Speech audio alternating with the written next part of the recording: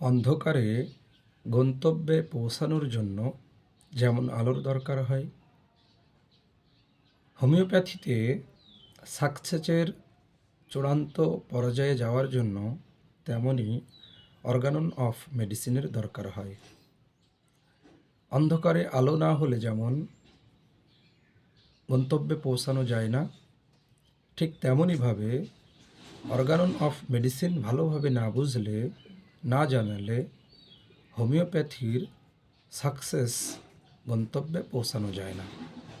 এ কারণেই আমাদের অবশ্যই অর্গানন অফ মেডিসিন ভালোভাবে বুঝতে হবে এবং জানতে হবে। এই জন্য অর্গানন অফ মেডিসিন ভালোভাবে জানতে ও বুঝতে আমাদের unique homeopathy academy YouTube channel subscribe করে রাখুন। তো আজকে আমরা আলোচনা করব অর্গানন অফ মেডিসিনের 36 নম্বর অ্যাফোরিজম থেকে 40 নম্বর অ্যাফোরিজম পর্যন্ত। তো হোমিওপ্যাথির কিংবদন্তি ডাক্তার স্যামুয়েল হ্যানিম্যান স্যার 36 নম্বর অ্যাফোরিজমে বোঝানোর চেষ্টা করেছেন আমাদের শরীরের ভিতরে দুই ধরনের সিস্টেমে রোগ থাকে। একটি হচ্ছে শক্তিশালীভাবে রোগ, আরেকটি হচ্ছে দুর্বলভাবে রোগ। অর্থাৎ বোঝানোর চেষ্টা করলেন শক্তিশালী রোগ শরীরের ভিতরে, দুর্বল রোগ শরীরের ভিতরে। তো এখানে দুর্বল রোগ শক্তিশালী রোগকে কখনোই প্রভাবিত করতে পারে না, এটাই ডাক্তার স্যামুয়েল হ্যানিম্যান স্যার বোঝানোর চেষ্টা করেছেন। যদি আমি উদাহরণ দিয়ে বোঝানোর চেষ্টা করি, দীর্ঘদিন টাইফয়েড জ্বর, দীর্ঘদিনের টাইফয়েড রোগ যদি আমাদের শরীরের মধ্যে বাসা বাঁধে, এর মধ্যে যদি দুর্বল জ্বর, ঠান্ডা, কাশির লক্ষণগুলি আসে, সেটি কিন্তু আমরা দেখতে পাই না। এ কারণেই বলা হচ্ছে যে শক্তিশালী রোগ শরীরের ভিতরে যদি থাকে, তাহলে নতুন দুর্বল রোগ কখনো প্রকাশ পায় না। এটাই ডাক্তার স্যামুয়েল হ্যানিম্যান স্যার বোঝানোর চেষ্টা করেছেন 36 নম্বর অ্যাফোরিজমে। 37 নম্বর অ্যাফোরিজমে ডাক্তার স্যামুয়েল হ্যানিম্যান স্যার কী বোঝানোর চেষ্টা করলেন? 37 নম্বর অ্যাফোরিজমে ডাক্তার স্যামুয়েল হ্যানিম্যান স্যার বোঝানোর চেষ্টা করলেন পুরাতন শক্তিশালী রোগ থাকলে নতুন দুর্বল রোগ প্রকাশ পায় না। তাহলে আমরা 36 নম্বর অ্যাফোরিজমে পড়লাম শক্তিশালী রোগ এবং পুরাতন রোগ, নতুন রোগ। এবার 37 নম্বর অ্যাফোরিজমে এসে আমরা পড়লাম পুরাতন শক্তিশালী রোগ এবং নতুন শক্তিশালী রোগ। তাহলে পুরাতন শক্তিশালী রোগ যদি আমাদের শরীরের ভিতরে থাকে এবং দুর্বল রোগ যদি আমাদের শরীরের ভিতরে আসে, তাহলে নতুন যে রোগ আমাদের শরীরের ভিতরে লক্ষণ সৃষ্টি করার চেষ্টা করছে, সেগুলো প্রকাশ পায় না। নতুন রোগ শরীরে ঢুকলেও লক্ষণগুলো কখনোই প্রকাশ করতে পারে না, কারণ পুরাতন শক্তিশালী রোগ আমাদের শরীরের ভিতরে আগে থেকেই বাসা বেঁধে রয়েছে। উদাহরণ যদি আমি দিয়ে আপনাদের বোঝানোর চেষ্টা করি, আমাদের শরীরের ভিতরে দীর্ঘদিন যাবৎ যদি নিউমোনিয়ার লক্ষণ চলে, তাহলে সাধারণত যে জ্বর, ঠান্ডা আমাদের শরীরের ভিতরে নতুন লক্ষণ প্রকাশ পাওয়ার চেষ্টা করে, সেগুলো আর প্রকাশ পেতে পারে না। এটাই ডাক্তার স্যামুয়েল হ্যানিম্যান স্যার 37 নম্বর অ্যাফোরিজমে বোঝানোর চেষ্টা করেছেন। এরপর আমরা আলোচনা করব 38 নম্বর অ্যাফোরিজম। 38 নম্বর অ্যাফোরিজমে ডাক্তার স্যামুয়েল হ্যানিম্যান স্যার বোঝানোর চেষ্টা করলেন দুই অসদৃশ্য রোগ একসাথে থাকতে পারে না।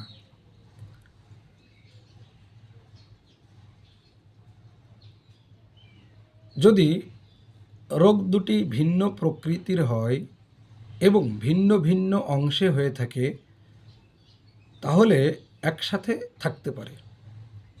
খুব ভালো করে বোঝেন। 38 নম্বর অ্যাফোরিজমে বোঝানোর চেষ্টা করা হচ্ছে দুইটি অসদৃশ্য রোগ একসাথে থাকতে পারে না। আবার এর পরবর্তী বলা হচ্ছে যদি সেটা ভিন্ন ভিন্ন অংশে হয়, অর্থাৎ ভিন্ন ভিন্ন অর্গানে হয়, তাহলে আবার একসাথে থাকতে পারে। একটি উদাহরণ দিলে 38 নম্বর অ্যাফোরিজম বুঝতে সুবিধা হবে। আমাদের সাধারণত শরীরের ভিতরে একজনের স্কিন একজিমার সমস্যা, সাথে সাথে যদি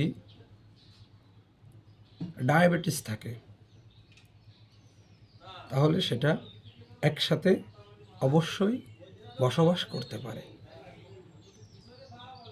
কারণ এটি ভিন্ন ভিন্ন অংশে ভিন্ন ভিন্ন অর্গানে হয়েছে। এটাই কিন্তু ডক্টর স্যামুয়েল হ্যানিম্যান স্যার 38 নম্বর অ্যাফোরিজমে বোঝানোর চেষ্টা করেছেন, যে অসদৃশ্য রোগ আমাদের শরীরের ভিতরে একসাথে থাকতে পারে না, আবার একসাথে থাকতে পারে যদি সেটি ভিন্ন ভিন্ন অর্গানে হয়ে থাকে। এরপর আমরা আলোচনা করব 39 নম্বর অ্যাফোরিজম। 39 নম্বর অ্যাফোরিজম হচ্ছে ইন্টারেস্টিং। 39 নম্বর অ্যাফোরিজমে ডক্টর স্যামুয়েল হ্যানিম্যান স্যার বোঝানোর চেষ্টা করলেন, নতুন শক্তিশালী রোগ পুরাতন শক্তিশালী রোগকে সাময়িক ঢেকে রাখে।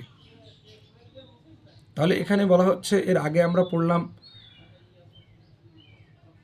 নতুন রোগ, পুরাতন রোগ, শক্তিশালী রোগ এবং দুর্বল রোগ, অসদৃশ্য রোগ এবং ভিন্ন অংশের রোগ। প্রতিটি অ্যাফোরিজমই দেখছেন কতটা ডিপ এবং কতটা গুরুত্বপূর্ণ। এটাকে যদি আমরা বুঝে না পড়ি, আমরা কিন্তু মনে রাখতে পারবো না এবং আমরা সাকসেস হতে পারবো না। তো সেই ধারাবাহিকতায় 39 নম্বর অ্যাফোরিজমে ডক্টর স্যামুয়েল হ্যানিম্যান স্যার বোঝানোর চেষ্টা করেন, নতুন শক্তিশালী রোগ পুরাতন শক্তিশালী রোগকে, অর্থাৎ পুরাতন যে রোগগুলো আমাদের শরীরের ভিতরে ছিল সেটাকে সাময়িকভাবে রেখে রাখে। কিন্তু সাধারণত নতুন রোগ সেরে গেলে পুরাতন রোগ আবার ফিরে আসে।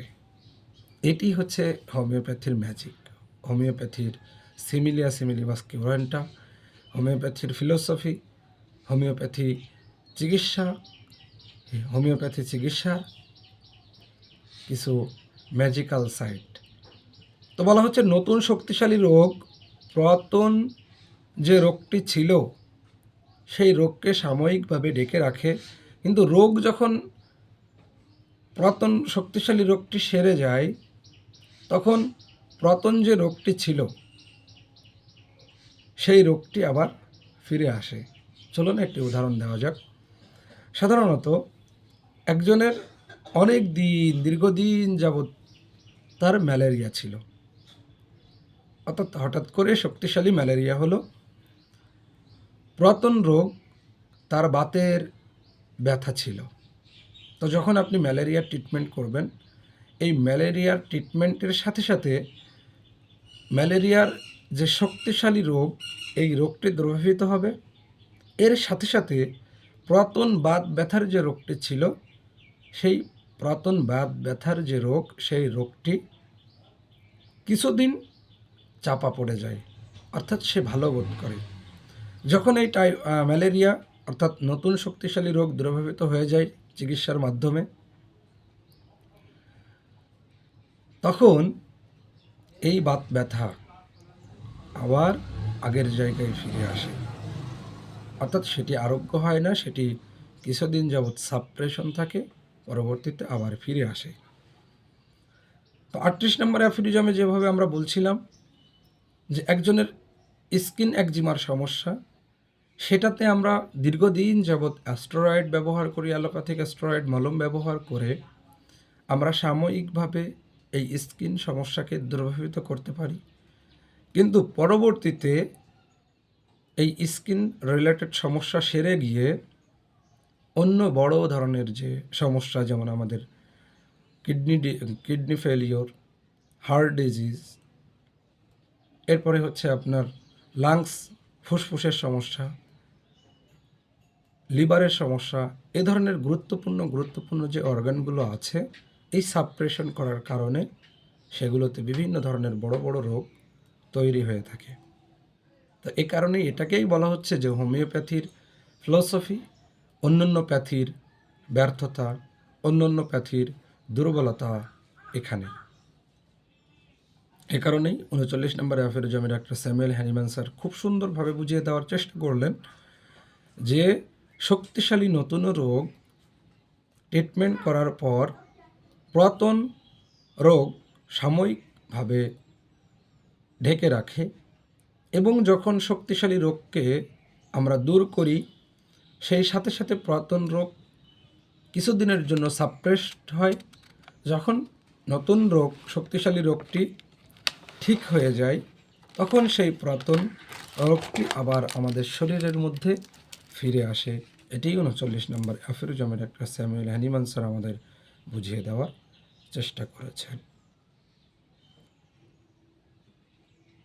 এরপর আমরা আলোচনা করব 40 নম্বর অ্যাফেরিজম। 40 নম্বর অ্যাফেরিজমে ডাক্তার স্যামুয়েল হ্যানিম্যান স্যার বোঝানোর চেষ্টা করলেন অসদৃশ্য রোগ কখনো স্থায়ী আরোগ্য করে না। এক রোগ অন্য রোগকে সারাতে পারে না। তাহলে বলা হচ্ছে অসদৃশ্য রোগ কখনোই আমাদের শরীর থেকে দূরীভূত হয় না। এক রোগ অন্য রোগকে সারাতে পারে না, শুধু চাপা দেয়, যেটা আমরা 39 নম্বর অ্যাফেরিজমে পড়ে এসেছি। এখানে হ্যানিম্যান স্যার বোঝানোর চেষ্টা করলেন অ্যালোপ্যাথিক চিকিৎসায় কিওর না, শুধুমাত্র সাপ্রেশন হয়ে থাকে। স্টেরয়েড মলম দিয়ে চর্মরোগ চাপা দেওয়া হয় এবং এই রোগটি সাময়িকভাবে সাপ্রেসড হয়ে পরবর্তীতে আবার কঠিন আকারে আমাদের শরীরের ভিতরে অন্যান্য গুরুত্বপূর্ণ অর্গানে ফিরে আসে। এটাই ডাক্তার স্যামুয়েল হ্যানিম্যান স্যার 40 নম্বর অ্যাফেরিজমে বোঝানোর চেষ্টা করেছেন।